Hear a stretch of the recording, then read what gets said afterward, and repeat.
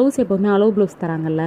இப்போது பேக் சைடுக்கு வந்து பின்னாடி தான் நம்மளுக்கு முன்னாடி என்றைக்கு நல்லா பார்த்துக்கோங்க. முன்னாடி எப்போதுமே உயரம் வந்து நம்ம மெஷர்மெண்ட் எடுக்கக்கூடாது. முன்னாடி உயரம் எப்படி வேணாலும் இழுக்கும், பின்னாடி உள்ள உயரம் தான் சரியாக இருக்கும். சரிங்களா? அதனால் பின்னாடி உயரம் எடுத்துக்கிட்டேன்.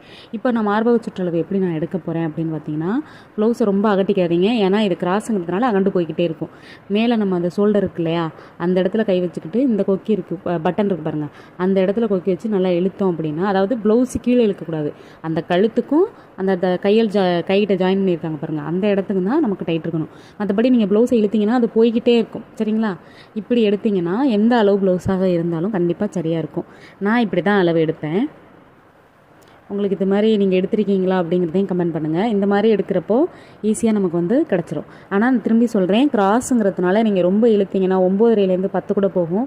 அப்படி நீங்கள் கை ஜாயின் பண்ணிங்கன்னா உங்களுக்கு அது வந்து தப்பான அளவாக தான் இருக்கும். நல்லா பார்த்துக்கோங்க. ஷோல்டரை பிடிச்சிக்கிட்டு நல்லா இழுக்கும்